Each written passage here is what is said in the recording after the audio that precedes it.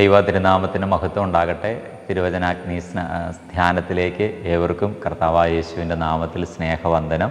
അല്പസമയം ദൈവവചനം ധ്യാനിക്കാനായിട്ട് നമ്മൾ ആഗ്രഹിക്കുന്നത് വിശുദ്ധിയുള്ള ഫിലിപ്പിയ ലേഖനം 4-ാം അധ്യായം അതിൻ്റെ 5-ാമത്തെ വാക്യമാണ്. അവിടെ നമ്മളിങ്ങനെയാണ് വായിക്കുന്നത്: നിങ്ങളുടെ സൗമ്യത സകല മനുഷ്യരും അറിയട്ടെ, കർത്താവ് വരുവാൻ അടുത്തിരിക്കുന്നു. ദൈവത്തിന് സ്തോത്രം.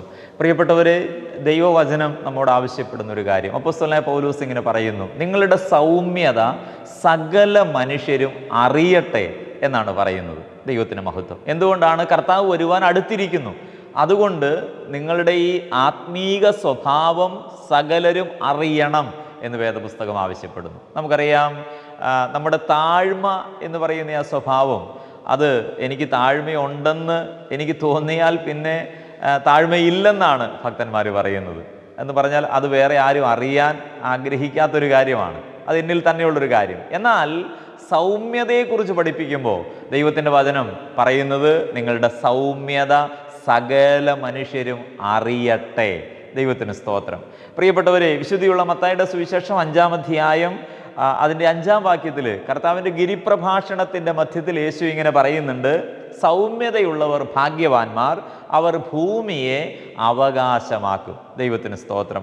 അതുപോലെ ദൈവവചനം നാം പരിശോധിക്കുമ്പോൾ സദൃശ്യവാക്യങ്ങളുടെ പുസ്തകം 25-ന്റെ 28-ാമത്തെ വാക്യം: ആത്മസംയമനമില്ലാത്ത പുരുഷൻ മതിലില്ലാതെ ഇടിഞ്ഞു കിടക്കുന്ന പട്ടണം പോലെയാണ്. അപ്പോൾ ആത്മസംയമനം, സൗമ്യത എന്നുള്ളത് ദൈവമക്കളായ നമ്മിലൂടെ ഈ ലോകം അറിയേണ്ടതായ ഒരു സ്വഭാവമാണ്, ഒരാത്മീക അനുഭവമാണ്, അതുമാത്രമല്ല ഒരു ആത്മീയ ഫലമാണ് എന്നാണ് വേദപുസ്തകം നമ്മെ പറഞ്ഞു പഠിപ്പിക്കുന്നത്. ഈ സൗമ്യത എങ്ങനെ നമുക്ക് വെളിപ്പെടുത്താനായിട്ട് കഴിയും? യേശു കർത്താവ് ഈ സൗമ്യതയെക്കുറിച്ച് നമ്മൾ പഠിക്കണമെന്ന് പറയുന്നുണ്ട്. ദൈവത്തിന് സ്തോത്രം. അതെവിടെയാണ്? വിശുദ്ധിയുള്ള മത്തായി എഴുതിയ സുവിശേഷം അതിൻ്റെ 11-ാം അധ്യായത്തിൻ്റെ 29-ാമത്തെ വാക്യത്തിൽ യേശു പറയുന്നു: ഞാൻ സൗമ്യതയും താഴ്മയും ഉള്ളവനാകൊണ്ട് എൻ്റെ നുകമേറ്റ് എന്നോട് പഠിക്കണം. Praise the Lord. അപ്പോൾ സൗമ്യത യേശുവിൽ നിന്ന് നമ്മൾ പഠിക്കേണ്ട ഒരു ഗുണമാണ് എന്നാണ് അവിടെ യേശു കർത്താവ് നമ്മോട് പറഞ്ഞ് പഠിപ്പിക്കുന്നത്. പ്രിയപ്പെട്ടവരെ, സൗമ്യത പഠിക്കുക എന്ന് പറഞ്ഞാൽ കർത്താവിൻ്റെ നുകമേൽക്കാനായിട്ട് നമ്മൾ മനസ്സ് വയ്ക്കണം. യേശുവിൻ്റെ നുകമേൽക്കാൻ നമ്മുടെ കഴുത്ത് കുനിച്ചു കൊടുക്കണം.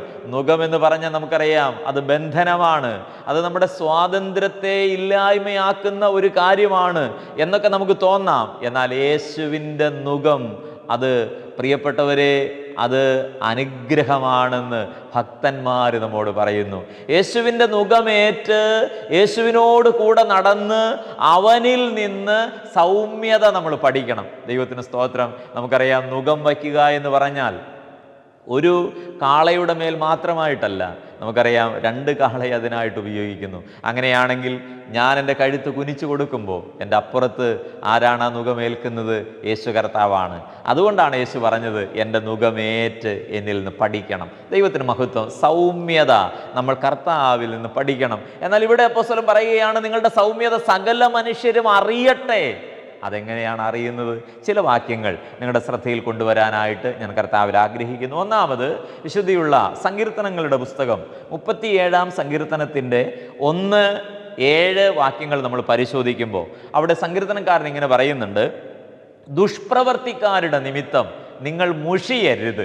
ദൈവത്തിന് മഹത്വം. 7-ാമത്തെ വാക്യം: കാര്യസാധ്യം പ്രാപിക്കുന്നവനെയും ദുരുപായം പ്രയോഗിക്കുന്നവനെയും കുറിച്ച് നീ മുഷിയരുത്.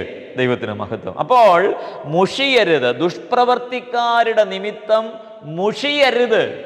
എന്താണ് അതിൻ്റെ അർത്ഥം? പ്രിയപ്പെട്ടവരെ, നമ്മുടെ സൗമ്യത സകല മനുഷ്യരും അറിയണമെങ്കിൽ നമ്മോട് ഇടപെടുന്നവർ ആരായാലും അവരോട് മുഷിയാതിരിപ്പാൻ നമുക്ക് സാധിക്കണം.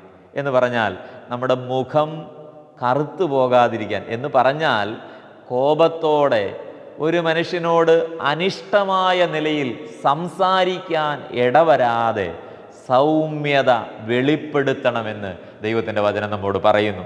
ദൈവത്തിന് സ്തോത്രം. ദുഷ്പ്രവർത്തിക്കാർ നിമിത്തം നിങ്ങൾ മുഷിയരുത് എന്ന് പറഞ്ഞാൽ നമ്മളെ ബന്ധപ്പെടുന്നത് ആത്മീകരായ ദൈവമക്കളായ ആളുകളോട് മാത്രമല്ല, അങ്ങനെയുള്ളവരോട് ഒരുപക്ഷെ പ്രിയപ്പെട്ടവരെ സൗമ്യത വെളിപ്പെടുത്താൻ എളുപ്പമാണ്. എന്നാൽ ലോകമനുഷ്യരോട്, മറ്റുള്ളവരോട്, കാര്യസാധ്യത്തിനു വേണ്ടി ദുരുപായം പ്രയോഗിക്കുന്നവരോടൊക്കെ മുഷിയാതിരിക്കാൻ കോപം, നമ്മുടെ പ്രിയപ്പെട്ടവരെ, നമ്മുടെ കോപം അല്ലെങ്കിൽ നമ്മുടെ ദേഷ്യം അത് വെളിപ്പെടുത്തേണ്ടതായ ചില സാഹചര്യങ്ങൾ വരുമ്പോൾ അവിടെ സംയമനം പാലിപ്പാൻ നമുക്ക് സാധിക്കുന്നതാണ് സൗമ്യത എന്ന് പറയുന്നത്. ദൈവത്തിന് മഹത്വം. 2 ശമൂവേലിൻ്റെ പുസ്തകം 16-ാം അധ്യായം അതിൻ്റെ 5 മുതലുള്ള ചില വാക്യങ്ങൾ നമ്മൾ വായിക്കുമ്പോൾ അവിടെ ഒരു സംഭവം നമുക്ക് കാണാനായിട്ട് കഴിയുന്നുണ്ട്. ദാവീദ്, ഇസ്രായേലിൻ്റെ രാജാവായിരിക്കുന്ന ദാവീദ് ഒരിക്കൽ തൻ്റെ മകനായിരിക്കുന്ന അബ്ശാലോമിനെ പേടിച്ച് അവൻ രാജകൊട്ടാരത്തിൽ നിന്ന് ഇറങ്ങി ഓടിപ്പോകുന്ന ഒരു ചിത്രം നമുക്ക് കാണാൻ കഴിയും. എന്താണ് അതിൻ്റെ സാഹചര്യം? നമുക്കറിയാം, അബ്ശാലോം രാജകുമാരൻ അവനെ കൊല്ലുവാനായിട്ട്, അപ്പനെ കൊന്ന് അധികാരം പിടിച്ചെടുക്കാനായിട്ട് അവൻ ശ്രമിക്കുകയാണ്. അങ്ങനെ അവൻ്റെ കൂട്ടത്തിൽ കുറേ ദാവീദിൻ്റെ സൈന്യത്തിൽപ്പെട്ട ചിലർ കൂടെ, സൈന്യാധിപന്മാരിൽ ചിലരും കൂടെ അവൻ്റെ കൂട്ടത്തിലായി. അവൻ്റെ കൂട്ടുകെട്ടിന് ബലമേറി വന്നു.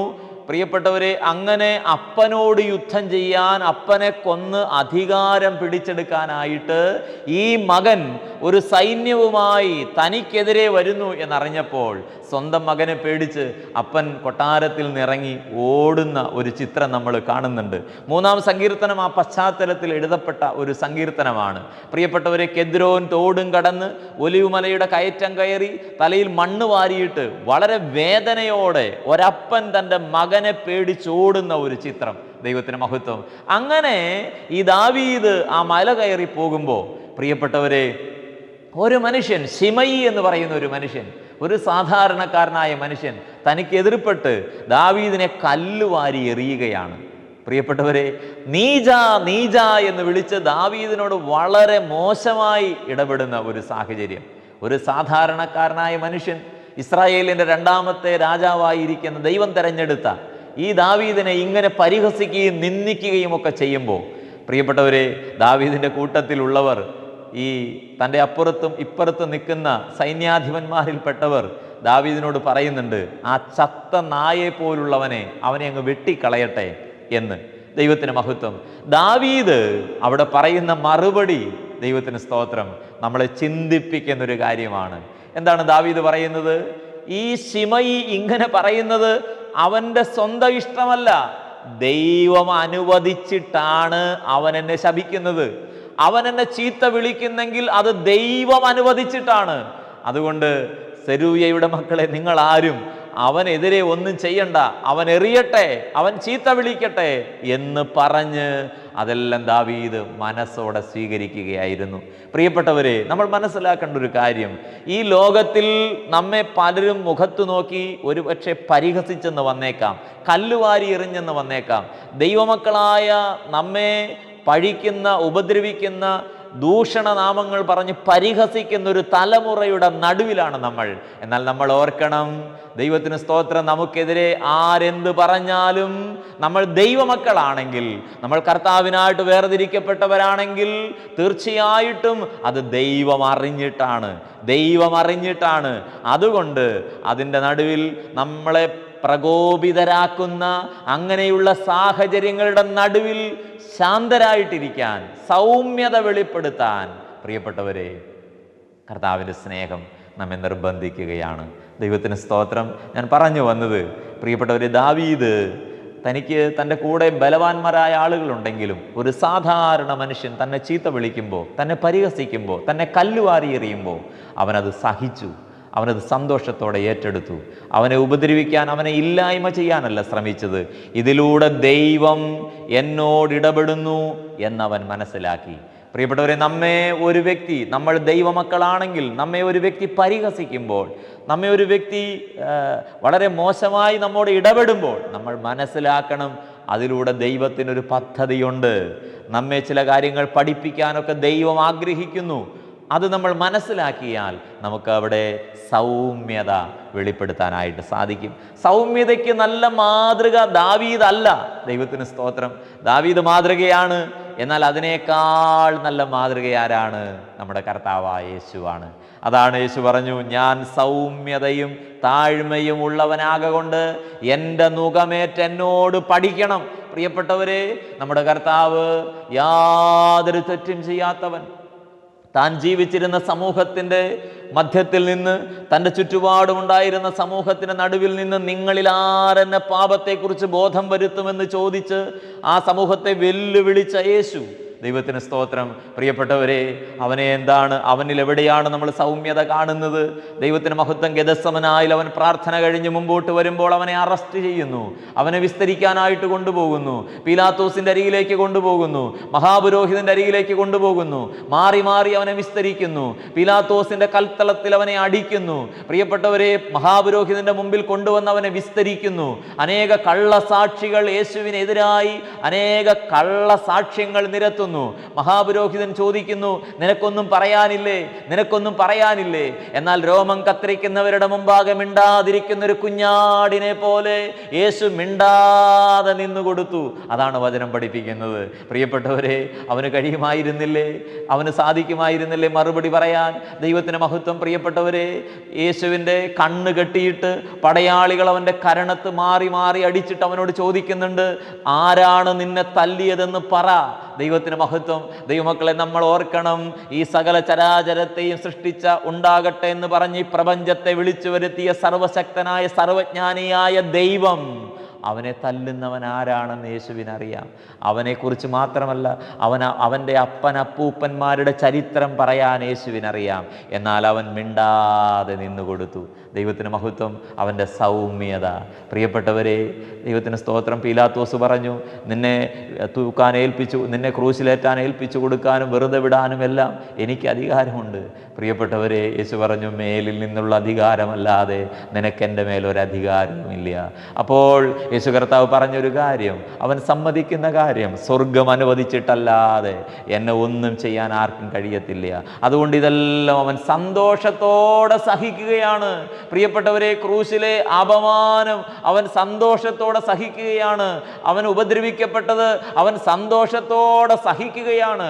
ദൈവത്തിന് സ്തോത്രം. അങ്ങനെ നമ്മുടെ കർത്താവായ യേശു അവൻ്റെ സൗമ്യത നമ്മെ പഠിപ്പിക്കുകയാണ്. പ്രിയപ്പെട്ടവരെ, അതുകൊണ്ട് ദൈവമക്കളായ നമ്മൾ ജീവിക്കുന്ന സമൂഹത്തിൽ, നമ്മുടെ ഇടവകയിൽ, നമ്മുടെ ദേശത്ത്, നമ്മുടെ ചുറ്റുപാടുകളിൽ നമ്മുടെ സ്വഭാവം വെളിപ്പെടുമ്പോൾ നമ്മൾ എങ്ങനെയുള്ളവരായിരിക്കും? നമ്മെ നോക്കി ഒരു ചീത്ത വിളിക്കുമ്പോൾ, നമ്മെ നോക്കി ചിലർ പരിഹസിക്കുമ്പോൾ, പ്രിയപ്പെട്ടവരെ, നമ്മുടെ സൗമ്യത വെളിപ്പെടുമോ? അതോ നമ്മിലെ ആ പുരുഷത്വം, അല്ലെങ്കിൽ നമ്മിലെ ആ സ്വാഭാവിക ജഡീക മനുഷ്യൻ്റെ പ്രവൃത്തി വെളിപ്പെടുമോ? നമ്മൾ പരിശോധിക്കണം. ദൈവത്തിന് സ്തോത്രം. പ്രിയപ്പെട്ടവരെ, ഒരു തെറ്റും ചെയ്യാതിരുന്നിട്ടും മുഖത്തോട്ട് തുപ്പിയിട്ടും പീലാത്തോസിൻ്റെ മുമ്പിൽ അവൻ മിണ്ടാതെ നിന്നുകൊടുത്തു. അവൻ്റെ സൗമ്യത വെളിപ്പെടുത്തു. അതുകൊണ്ട് ആ നുകമേറ്റ് യേശുവിൽ നിന്ന് സൗമ്യത പഠിക്കണം, ആ സൗമ്യത വെളിപ്പെടുത്തണം എന്ന് കർത്താവ് നമ്മോട് പറയുന്നു. ദൈവത്തിന് സ്തോത്രം. ദുഷ്പ്രവർത്തിക്കാരുടെ നിമിത്തം നിങ്ങൾ മുഷിയരുത് എന്ന് പറഞ്ഞാൽ ആരോടും നമ്മൾ മുഷിയരുത്. ദൈവമക്കളായ നമ്മൾ നമ്മുടെ കർത്താവിൻ്റെ മാതൃക പിൻപറ്റണം. നമ്മൾ ആരോടും മുഷിയരുത്. യേശു കർത്താവ് അവസാനം വരെ എല്ലാം അവൻ സന്തോഷത്തോടെ സഹിച്ചു എന്നാണ് വേദപുസ്തകം പറയുന്നത്. അവൻ സന്തോഷത്തോടെ സഹിച്ചു. പ്രിയപ്പെട്ടവരെ, അതുകൊണ്ട് നമ്മുടെ സൗമ്യത ഒന്നാമത് നാം ചിന്തിക്കുമ്പോൾ, ദുഷ്പ്രവർത്തിക്കാരുടെ നിമിത്തം നിങ്ങൾ മുഷിയരുത്. രണ്ടാമത്തെ ചിന്ത, ദൈവവചനത്തോടുള്ള നമ്മുടെ പ്രതികരണത്തിലൂടെ നമ്മുടെ സൗമ്യത വെളിപ്പെടും. അപ്പോൾ എങ്ങനെയാണ് നമ്മുടെ സൗമ്യത വെളിപ്പെടുത്തേണ്ടത്? അതാണ് നമ്മൾ ചിന്തിച്ചു വരുന്നത്. ഫിലിപ്പിയ ലേഖനം, നിങ്ങളുടെ സൗമ്യത സകല മനുഷ്യരും അറിയട്ടെ എന്ന് വേദപുസ്തകം പഠിപ്പിക്കുമ്പോൾ, ഈ സൗമ്യത എങ്ങനെയാണ് സകല മനുഷ്യരും അറിയുന്നത്? പ്രിയപ്പെട്ടവർ, എങ്ങനെയാണ് ഇത് വെളിപ്പെടുന്നത്? ഒന്നാമത് കണ്ടത്, ദുഷ്പ്രവർത്തിക്കാരുടെ നിമിത്തം നിങ്ങൾ മുഷിയരുത്. നല്ലവരോടും ദുഷ്പ്രവർത്തിക്കാരോടും ആരോടും മുഷിയാതെ ജീവിക്കാൻ ദൈവം നമ്മെ സഹായിക്കട്ടെ. രണ്ട്, ദൈവവചനത്തോടുള്ള നമ്മുടെ പ്രതികരണത്തിലൂടെ നമ്മുടെ സൗമ്യത വെളിപ്പെടും. അതെങ്ങനെയാണ്? ദൈവത്തിൻ്റെ വചനം നമ്മൾ പരിശോധിക്കുമ്പോൾ, ഈ നെഹമ്യാവിൻ്റെ പുസ്തകമൊക്കെ നമ്മൾ പരിശോധിച്ചാൽ നമുക്ക് കാണാം. പ്രിയപ്പെട്ടവരെ, അർദ്ധശ്രഷ്ടാ രാജാവിൻ്റെ കൊട്ടാരത്തിലിരുന്ന് ഏകദേശം 3 മാസത്തോളം ഉപവസിച്ച് പ്രാർത്ഥിച്ച് രാജകൽപ്പന തനിക്ക് അനുകൂലമായി ലഭിച്ചു കഴിഞ്ഞപ്പോൾ അവൻ യെരൂശലേമിലേക്ക് മടങ്ങി വന്നു. യെരൂശലേമിലേക്ക് മടങ്ങി വന്നത് എന്തിനാണ്? യെരൂശലേം നശിപ്പിക്കപ്പെട്ട് കിടക്കുകയാണ്. അതിൻ്റെ മതിലുകൾ തീവച്ച് ചുട്ടും വെന്തരിച്ചും കിടക്കുകയാണ്. അങ്ങനെ കിടക്കുന്ന ആ അനുഭവം കണ്ടിട്ട് വേദനയോടെ സ്വന്തം ദേശത്തേക്ക് മടങ്ങി വന്ന നെഹമ്യാവ് ആ മതിലുകളെല്ലാം പണിയാൻ അവൻ അധ്വാനിച്ചു. നമുക്കറിയാം, ഒരു കൈയിൽ ആയുധം പിടിച്ച് ഒരു കൈ കൊണ്ട് അധ്വാനിച്ച് പ്രിയപ്പെട്ടവരെ 52 ദിവസങ്ങൾ കൊണ്ട് യെരൂശലേമിൻ്റെ മതിൽ പണി പൂർത്തീകരിച്ച് നെഹമ്യാവ് ജനത്തിനൊരു സന്ദേശം കൊടുത്തു. അതെന്താണ്? നിങ്ങളെല്ലാവരും നീർവാതിലിൻ്റെ മുമ്പിൽ ഒരുമിച്ച് വരണം.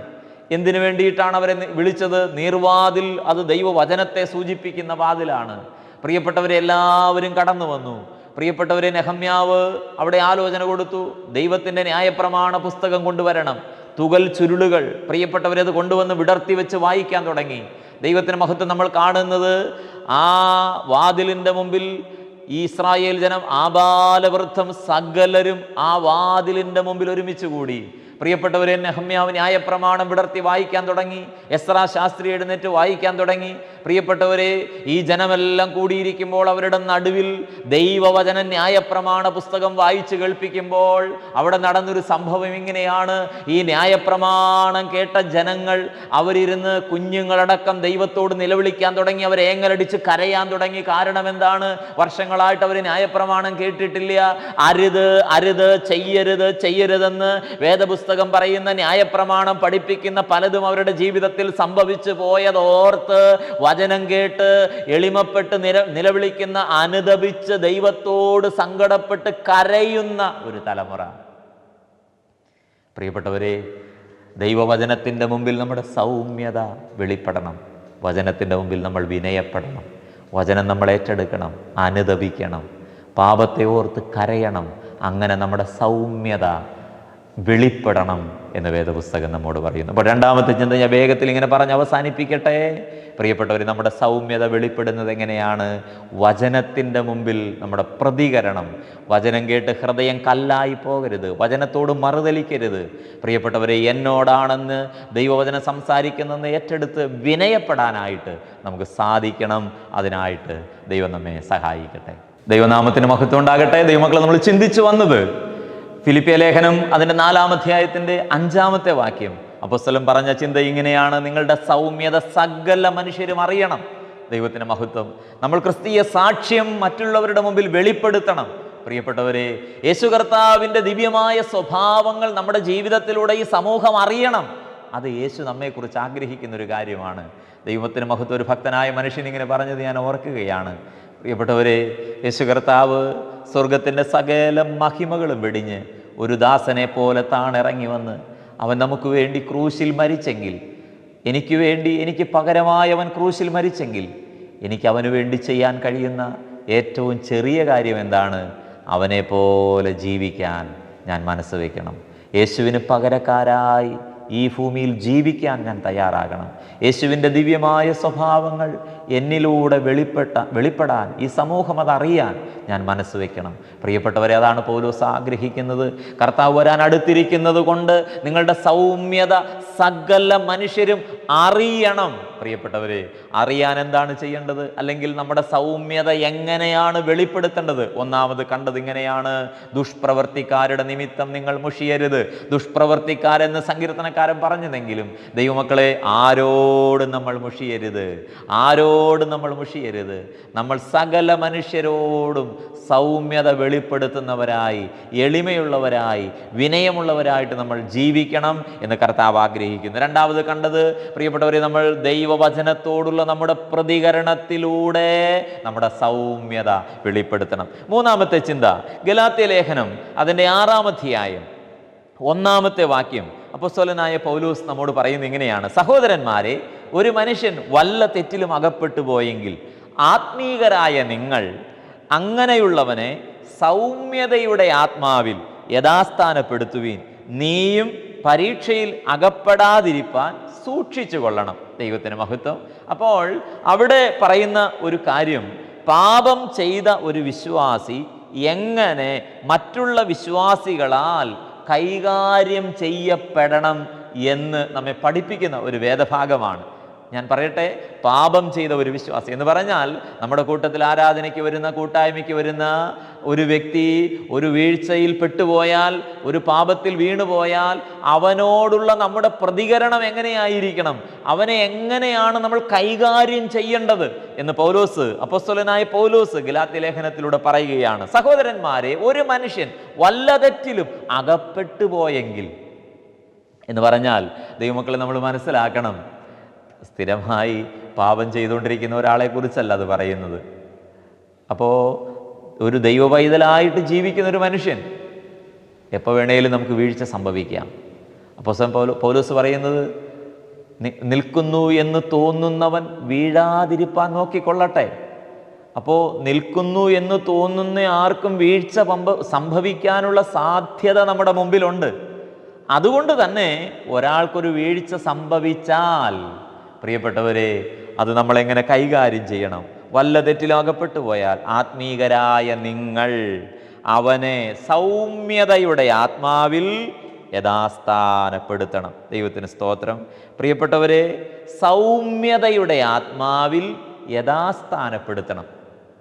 ദൈവത്തിന് സ്തോത്രം. അതെങ്ങനെയാണത്? ഇന്ന് നമ്മുടെ ആത്മീക ഗോളത്തിലും ലോകത്തിലും സംഭവിക്കുന്നൊരു കാര്യം എന്താണ്?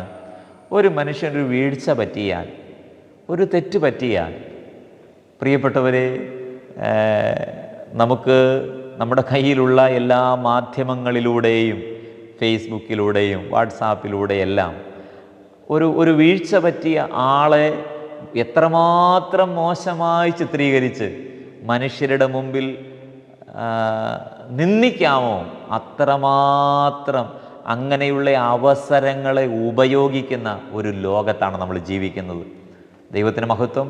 നമുക്കറിയാം, അങ്ങനെയുള്ള ഒത്തിരി സന്ദേശങ്ങൾ വാട്സാപ്പിലൂടെ, ഫേസ്ബുക്കിലൂടെയോ എല്ലാം നമ്മൾ കാണുന്നുണ്ട്.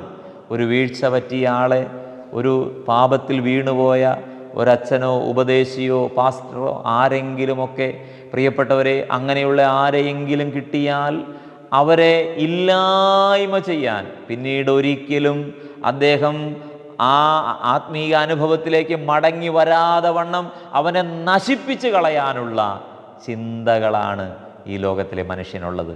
എന്നാൽ ആത്മീകരായ നിങ്ങൾ, സഹോദരന്മാരെ, ഒരു മനുഷ്യൻ വല്ല തെറ്റിലും അകപ്പെട്ടു പോയെങ്കിൽ ആത്മീകരായ നിങ്ങൾ എന്ത് ചെയ്യണം? അതാണ് അപ്പോസ്തലൻ അവിടെ പറയുന്നത്. ആത്മീകരായ നിങ്ങൾ സൗമ്യതയുടെ ആത്മാവിൽ അവനെ യഥാസ്ഥാനപ്പെടുത്തണം. പ്രിയപ്പെട്ടവരെ, ഞാനിങ്ങനെ പറയട്ടെ, ഒരു മദ്യപാനിയായ മനുഷ്യൻ മാനസാന്തരപ്പെട്ടു. അദ്ദേഹം കൂട്ടായ്മയിൽ വരുന്നു, പ്രാർത്ഥനയ്ക്ക് വരുന്നു, ആരാധനയിൽ സംബന്ധിക്കുന്നു. എന്നാൽ ഒരു ബലഹീന നിമിഷത്തിൽ അദ്ദേഹം പിന്നെയും മദ്യപാനത്തിലേക്ക് പോയി. പ്രിയപ്പെട്ടവരെ, ആ മനുഷ്യനെ കുറ്റപ്പെടുത്തി, ഈ പള്ളിയിൽ വന്ന, ആരാധനയിൽ വന്ന്, കൂട്ടായ്മയ്ക്ക് വന്നിട്ടും പിന്നെയും അങ്ങനെ പാപത്തിൽ വീണെന്ന് പറഞ്ഞവനെ കുറ്റപ്പെടുത്തി, ഒറ്റപ്പെടുത്തി, പ്രിയപ്പെട്ടവരെ, അവനെ കളിയാക്കിയാൽ പിന്നീട് ഒരിക്കലും അവനെ മാനസാന്തരപ്പെടുത്താൻ കഴിയാത്ത വിധത്തിൽ അവൻ പിന്മാറിപ്പോകാൻ സാധ്യതയുണ്ട്. എന്നാൽ ദൈവമക്കളായ നമ്മൾ എന്തോ ചെയ്യണം? പ്രിയപ്പെട്ടവരെ, അവനെ ആശ്വസിപ്പിക്കാൻ, സാരമില്ലെന്ന് പറഞ്ഞ് അവനെ വീണ്ടും മടക്കി കൊണ്ടുവരുവാൻ, അവനെ ആ പാപത്തിൽ നിന്ന് വീണ്ടും ആത്മീയ അനുഭവത്തിലേക്ക് കൂട്ടിക്കൊണ്ടുവരുവാൻ, പ്രിയപ്പെട്ടവരെ, നമ്മൾ അവനോടൊപ്പം മുട്ടുമടക്കി അവന് വേണ്ടി പ്രാർത്ഥിക്കാൻ നമ്മൾ മനസ്സ് വെച്ചാൽ അങ്ങനെയുള്ളവരെ കർത്താവിലേക്ക് നേടാൻ നമുക്ക് സാധിക്കും. ആത്മീകരായ നിങ്ങൾ അങ്ങനെയുള്ളവനെ സൗമ്യതയുടെ ആത്മാവിൽ യഥാസ്ഥാനപ്പെടുത്തണം. പ്രിയപ്പെട്ടവരെ, ഒരു വീഴ്ച പറ്റിയത് മറ്റുള്ളവരെ അറിയിക്കാനല്ല, മറ്റുള്ളവരുടെ മുമ്പിൽ അവനെ നാറ്റിക്കാനല്ല, അവനെ വീണ്ടും മടക്കി കൊണ്ടുവരുവാൻ, അവനെ എങ്ങനെയെങ്കിലും ദൈവസന്നിധിയിലേക്ക് മടക്കി കൊണ്ടുവരുവാനുള്ള ഉത്തരവാദിത്തമാണ് ഓരോ ദൈവ പൈതലിനുമുള്ളത് എന്ന സത്യം നമ്മൾ മനസ്സിലാക്കണം. ദൈവത്തിന് മഹത്വം. അങ്ങനെ നമ്മുടെ സൗമ്യത വെളിപ്പെടണം. പ്രിയപ്പെട്ടവരെ, ദൈവമക്കളുടെ ഇടയിലും നമ്മുടെ സൗമ്യത വെളിപ്പെടണം. താനും പരീക്ഷിക്കപ്പെടാം എന്ന് ഓർത്തുകൊണ്ട് സൗമ്യതയുടെ ആത്മാവിൽ പെരുമാറണം. അതാണ് അവിടെ പറയുന്നത്. പ്രിയപ്പെട്ടവരെ, അപ്പോൾ ഒരു പാപത്തിൽ വീണ വ്യക്തിയെ മടക്കിക്കൊണ്ടുവരുവാൻ, ഒരു തെറ്റുപറ്റിയ ആളെ മടക്കിക്കൊണ്ടുവരുവാൻ നമ്മളും ആ പാപത്തിലേക്ക് പോകരുത്, നമ്മളും ആ അശുദ്ധിയിൽ വീണു പോകരുത്. അത് ദൈവത്തിൻ്റെ വചനം നിർബന്ധമായിട്ട് നമ്മോട് പറയുന്നു. പ്രിയപ്പെട്ടവരെ, നമ്മൾ മനസ്സിലാക്കി തന്നെ ആ കാര്യത്തിൽ ഇടപെടണം എന്നാണ് പറയുന്നത്. അവസാനമായി പ്രിയപ്പെട്ടവരെ, തീമോത്തിയോസിൻ്റെ ലേഖനം നമ്മൾ പഠിക്കുമ്പോൾ അവിടെ നമ്മോട് വിയോജിക്കുന്നവരോടുള്ള നമ്മുടെ പ്രതികരണം, അതും നമ്മുടെ സൗമ്യത വെളിപ്പെടുത്തണം. പ്രിയപ്പെട്ടവരെ, നമ്മുടെ ഉപദേശങ്ങൾ, നമ്മൾ പഠിച്ചു വച്ചിരിക്കുന്ന കാര്യങ്ങൾ അല്ലാതെ അതിന് ആ കാര്യങ്ങളിൽ മാത്രം എല്ലാവരും അങ്ങനെ ആകണമെന്ന് ചിന്തിക്കാതെ, ദൈവത്തിന് സ്തോത്രം, പ്രിയപ്പെട്ടവരെ, മറ്റുള്ളവരെയും സൗമ്യതയുടെ ആത്മാവിൽ കാണാൻ നമുക്ക് കഴിയണം. ആത്മീകമായ വിശ്വാസപരമായ ഉപദേശങ്ങളിൽ പ്രിയപ്പെട്ടവരെ, ഞാൻ പറയുന്നത് മാത്രമാണ് ശരി എന്ന് ചിന്തിക്കാതെ, ദൈവത്തിന് സ്തോത്രം, പ്രിയപ്പെട്ടവരെ, മറ്റുള്ള ഉപദേശങ്ങൾ പറയുന്നവരെയും സ്നേഹത്തോടെ കണ്ടവരെ തിരുത്താൻ നമുക്ക് സാധിക്കണം. നമ്മോട് വിയോജിക്കുന്നവരോടുള്ള നമ്മുടെ പ്രതികരണത്തിലൂടെയും നമ്മുടെ സൗമ്യത വെളിപ്പെടണം എന്ന് ദൈവത്തിൻ്റെ വചനം നമ്മോട് പറയുന്നു. കർത്താവിന് സ്തോത്രം. പ്രിയപ്പെട്ടവരെ, മോശ ഒറ്റയടിക്ക് ഒരു മിസ്രയീമിനെ കൊന്നയാളാണ്, നമുക്കറിയാം.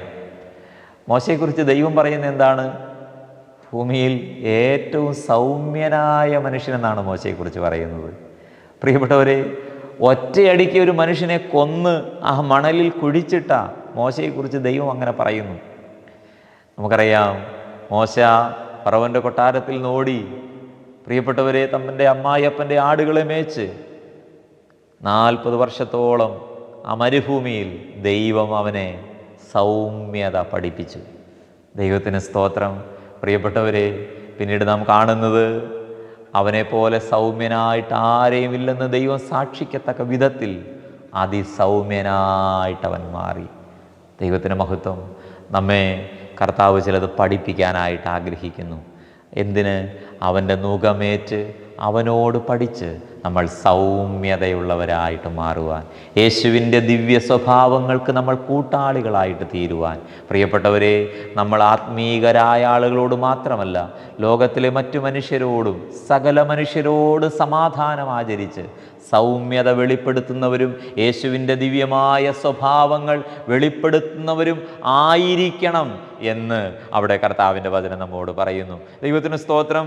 അതുമാത്രമല്ല പ്രിയപ്പെട്ടവരെ, സൗമ്യത എങ്ങനെ വെളിപ്പെടുത്താം? ഞാൻ ആദ്യം പറഞ്ഞത്, ദുഷ്പ്രവൃത്തിക്കാരുടെ നിമിത്തം നമ്മൾ മുഷിയാതെ കോപിക്കുന്നവരോട് സൗമ്യമായി ഇടപെടുന്നതിലൂടെ അത് വെളിപ്പെടുന്നു. അതുമാത്രമല്ല പ്രിയപ്പെട്ടവരെ, നമ്മുടെ ദൈവവചനത്തോടുള്ള നമ്മുടെ പ്രതികരണത്തിലൂടെ നമ്മുടെ സൗമ്യത വെളിപ്പെടുന്നു. അതുമാത്രമല്ല, ആത്മീകരായ നമ്മൾ നമ്മുടെ കൂട്ടത്തിൽ തെറ്റുപറ്റിയവരോട്, വീണുപോയവരോടുള്ള നമ്മുടെ പ്രതികരണം, അത് സൗമ്യതയിലൂടെ അവരെ മടക്കിക്കൊണ്ടുവരേണ്ട ആവശ്യകതയെക്കുറിച്ച് ദൈവത്തിൻ്റെ വചനം പറയുന്നു. ദൈവത്തിന് സ്തോത്രം. നമ്മോട് വിയോജിക്കുന്നവരോടും നമ്മൾ സൗമ്യത വെളിപ്പെടുത്തണമെന്ന് ദൈവത്തിൻ്റെ വചനം പറയുന്നു.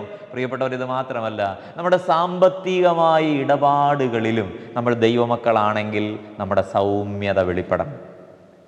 ദൈവത്തിന് സ്തോത്രം. ഒരിക്കലും ദൈവദാസൻ ഞാൻ പറഞ്ഞത് ഞാനിങ്ങനെ ഓർക്കുകയാണ്. പ്രിയപ്പെട്ടവരെ, നമ്മളൊരു ഓട്ടോറിക്ഷ വിളിച്ചു, നമ്മൾ പ്രാർത്ഥനയ്ക്ക് പോയിട്ട് തിരിച്ചു വരികയാണ്. ഒരു പ്രാർത്ഥനാ യോഗം കഴിഞ്ഞ് തിരിച്ചു പോകുമ്പോൾ ഒരു ഓട്ടോറിക്ഷക്കാരൻ 5 രൂപ കൂടുതൽ പറഞ്ഞതിൻ്റെ പേരിൽ അവിടെ കിടന്ന് നമ്മൾ തമ്മിത്തൽ ഉണ്ടാക്കരുത്, നമ്മൾ വഴക്കുണ്ടാക്കരുത്. പ്രിയപ്പെട്ടവരെ, 5 രൂപയ്ക്ക് വേണ്ടി നമ്മുടെ ക്രിസ്തീയ സാക്ഷ്യം നഷ്ടപ്പെടുത്തരുത്. അത് കൊടുക്കാൻ, അത് പോകട്ടെന്ന് വയ്ക്കാൻ ദൈവമക്കൾക്ക് സാധിക്കണം.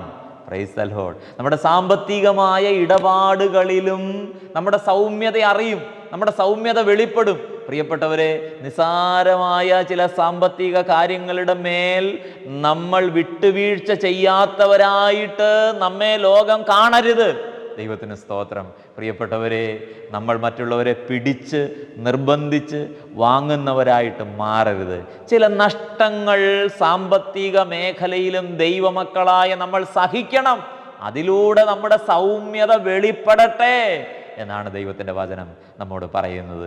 ഞാൻ എൻ്റെ വാക്കുകളെ ചുരുക്കട്ടെ. ദൈവത്തിന് സ്തോത്രം. പ്രിയപ്പെട്ടവരെ, നമുക്കറിയാം, യേശു കർത്താവ് കർത്താവിൻ്റെ കൂടെ നടന്നവനാണ്. കർത്താവ് അവനെയും തെരഞ്ഞെടുത്തതാണ്. പ്രിയപ്പെട്ടവരെ, പണസഞ്ചി അവനെയാണ് യേശു ഏൽപ്പിച്ചത്. നമുക്കറിയാം, അവൻ ആ പണസഞ്ചി കൈയിട്ട് വാരിക്കൊണ്ടിരുന്നു, ഇടയ്ക്കൊക്കെ അവൻ മോഷ്ടിച്ചുകൊണ്ടിരുന്നു. ദൈവത്തിൻ്റെ വചനത്തെ നമ്മൾ കാണുന്നുണ്ട്. എങ്കിലും കർത്താവ് അവസാനം വരെ ആ പണസഞ്ചി അവനെ തന്നെ ഏൽപ്പിച്ചു, അവനെ തന്നെ ട്രസ്റ്റിയാക്കി. കർത്താവ് അത് സഹിച്ചു കേട്ടോ. ദൈവത്തിന് സ്തോത്രം. പ്രിയപ്പെട്ടവരെ, ഞാൻ പറയട്ടെ, നമ്മുടെ സാമ്പത്തിക ഇടപാടുകളിലും നമ്മുടെ സൗമ്യത മറ്റുള്ളവരറിയണം എന്ന് ദൈവവചനം നമ്മോട് പറയുന്നു. പ്രിയപ്പെട്ടവരെ, ഞാനിങ്ങനെ അവസാനിപ്പിക്കട്ടെ. സഹോദരന്മാരെ, നിങ്ങളുടെ സൗമ്യത സകല മനുഷ്യരും അറിയട്ടെ. കർത്താവ് വരുവാൻ അടുത്തിരിക്കുന്നു. യേശു കർത്താവിൻ്റെ മടങ്ങി വരവ് ഏറ്റവും ആസന്നമായിരിക്കയാൽ ദൈവമക്കളെ, നമ്മുടെ സൗമ്യത ലോകം കാണട്ടെ, നമ്മിലൂടെ യേശുവിനെ അറിയട്ടെ. യേശുവിൻ്റെ ദിവ്യ സ്വഭാവങ്ങളിലോ സമൂഹത്തിന് വെളിപ്പെടുത്താനായി ദൈവത്താൽ തെരഞ്ഞെടുക്കപ്പെട്ടവരാണ് നാം എന്നുള്ള സത്യം നമ്മൾ തിരിച്ചറിയണം. അതിന് ദൈവം നമ്മെ സഹായിക്കട്ടെ എന്ന് പ്രാർത്ഥിച്ച് ഞാൻ എൻ്റെ വാക്കുകൾ ചുരുക്കുന്നു. ദൈവനാമം മാത്രം മഹത്വപ്പെടുമാറാകട്ടെ. പിതാവായ ദൈവത്തിൻ്റെ സ്നേഹവും ഏകജാതൻ്റെ കൃപയും പരിപൂർണമാക്കുന്ന പരിശുദ്ധ റൂഹായുടെ സംബന്ധവും സഹവാസവും നിങ്ങളെല്ലാവരുടെ മേലും, നമ്മളോർത്ത് പ്രാർത്ഥിച്ച വിഷയങ്ങളുടെ മേൽ, സമർപ്പിച്ച വിഷയങ്ങളുടെ മേൽ ഇന്നും എന്നും എല്ലാ നാളും വർദ്ധിക്കുമാറാകട്ടെ. ആമീൻ. ഹല്ലേലൂയ. ഇന്ന് സാജു ബ്രദറിലൂടെ ദൈവം തമ്പുരാൻ കേൾപ്പിച്ച അതിശ്രേഷ്ഠമായ ദൂതനായി നമുക്ക് ദൈവത്തെ നന്ദിയോടെ സ്തുതിക്കാം. Praise the Lord. ദൈവമക്കളെ, കൊലപാതകം ചെയ്ത മോശ ഭൂമിയിൽ അതിസൗമ്യനായി തീർന്നു എന്ന് നാം കേട്ടു. തിരുവചനത്തിൻ്റെ ഏടുകളിൽ എഴുതി വച്ചിട്ടുണ്ട്. രാവും പകലും പോലെ ഒരു മാറ്റം പരിശുദ്ധാത്മാവ് നമ്മുടെ ഉള്ളിൽ പ്രവർത്തിക്കുമ്പോൾ നമ്മുടെ ജീവിതത്തിലുണ്ടാകുന്നു. ശരിയായ മാനസാന്തര അനുഭവത്തിലേക്ക് ഉയരുവാൻ അമിത കോപമുള്ളവർ, ക്ഷിപ്രകോപികൾ, തൊട്ടവാടി സ്വഭാവമുള്ളവരൊക്കെ ആത്മീയ പക്വതയുള്ളവരായിത്തീരുവാൻ, വാശിയും വൈരാഗ്യവും വെറുപ്പും മൂലം അസ്വസ്ഥത അനുഭവിക്കുന്നവരുടെ ഉള്ളിൽ നിന്ന് അതൊക്കെ മാറിയിട്ട് സൗമ്യതയുടെ പരിശുദ്ധാത്മാവിൻ്റെ ഫലങ്ങളിൽ ഒന്നാണ് സൗമ്യത. ഈ ആത്മാവ് വചനം കേട്ട എല്ലാ മക്കളിലും നിറയാൻ വേണ്ടി പ്രാർത്ഥിക്കുന്നു. ദൈവമക്കളെ, വചനം പങ്കുവെച്ച ദൈവദാസന് വേണ്ടി നമുക്ക് പ്രാർത്ഥിക്കാം. ആത്മനിറവിൽ ശുശ്രൂഷ ചെയ്യാൻ തുടർന്നും ദൈവം തമ്പുരാൻ കരങ്ങളിലെടുത്ത് ഉപയോഗിക്കട്ടെ. ഇന്നത്തെ തിരുവചനാറ്റ് ധ്യാനം സ്പോൺസർ ചെയ്തിരിക്കുന്നത് വഴുവന്നൂരുള്ള ഹനീഷും കുടുംബവുമാണ്. അവർ 2 ദിവസം മുമ്പ് ന്യൂസിലൻഡിൽ എത്തിയിരിക്കുന്നു. ഹനീഷിൻ്റെ പ്രിയ ഭാര്യയ്ക്ക് ജോലിയുണ്ട്.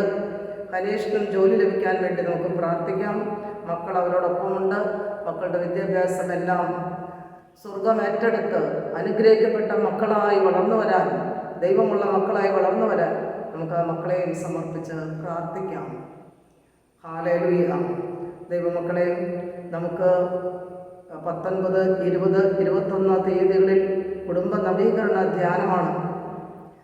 ഓണാവധിക്കാലത്ത് കുടുംബമായി വന്ന ധ്യാനത്തിൽ സംബന്ധിക്കാം, ഒറ്റയ്ക്ക് വന്ന ധ്യാനത്തിൽ സംബന്ധിക്കാം. ദൈവം നൽകിയിരിക്കുന്ന ഈ സുവർണാവസരം നഷ്ടപ്പെടുത്താതെ കടന്നു വന്ന് ധ്യാനത്തിൽ സംബന്ധിക്കണമേ എന്ന് ദൈവനാമത്തിൽ ഓർമ്മപ്പെടുത്തുമ്പോൾ തന്നെ എല്ലാ ശനിയാഴ്ചയും ഉച്ചവരെ നമുക്ക് ധ്യാനമുണ്ട്. ശനിയാഴ്ച വൈകുന്നേരം തിരുവചനാഗ്നി ധ്യാനം, ഞായറാഴ്ച എവൻഗേലിയൻ സന്ദേശം യൂട്യൂബിലുണ്ട്. കൂടാതെ തിങ്കൾ ചൊവ്വ ദിവസങ്ങളിൽ ബൈബിൾ ക്ലാസ്, ബൈബിൾ സ്റ്റഡി, വചനധ്യാനമെല്ലാം നടത്തപ്പെടുന്നു. എല്ലാ ശുശ്രൂഷകളും നിങ്ങൾക്ക് അറിവുള്ളതാണ്. 3 മുതൽ 4 വരെ ഓൺലൈനിൽ മധ്യസ്ഥ പ്രാർത്ഥനയുണ്ട്. ഇടവകളെ കേന്ദ്രീകരിച്ച് ധ്യാനങ്ങൾ നടത്തുന്നു, കൺവെൻഷനുകൾ നടത്തി വരുന്നു. എല്ലാ വർഷവും നമുക്ക് വാർഷിക കൺവെൻഷനുണ്ട്. ഈ ശുശ്രൂഷകളെല്ലാം സമർപ്പിച്ച് പ്രാർത്ഥിക്കുകയും സാധിക്കുന്നിടത്തോളം ആളുകളോട് പറയുകയും കടന്നു വന്ന് സംബന്ധിക്കുകയും ചെയ്യണമേ എന്ന് യേശുനാമത്തിൽ വളരെ വിനയത്തോടെ ഓർമ്മപ്പെടുത്തുകയാണ്. ധ്യാനകേന്ദ്രം ദാനമായി തന്ന മകനെയും കുടുംബത്തെയും നമുക്ക് ഓർക്കാം. ആ മകന് നിത്യശാന്തി നൽകാനായി നമുക്ക് പ്രാർത്ഥിക്കാം. ബഹുമാനപ്പെട്ട ആചാര്യന്മാരെയും ധ്യാനകേന്ദ്രത്തിലെ സിസ്റ്റേഴ്സിനെയും എല്ലാം സമർപ്പിച്ചുകൊണ്ട് ഒരു നിമിഷം പ്രാർത്ഥിക്കാം. സകലവും കാൽവരി ക്രൂശിന്റെ ചുവട്ടിൽ താഴ്ത്തി സമർപ്പിക്കുന്നു. പിതാവിൻ്റെയും പുത്രൻ്റെയും പരിശുദ്ധ റൂഹായുടെയും നാമത്തിൽ തന്നെ. ആമീൻ.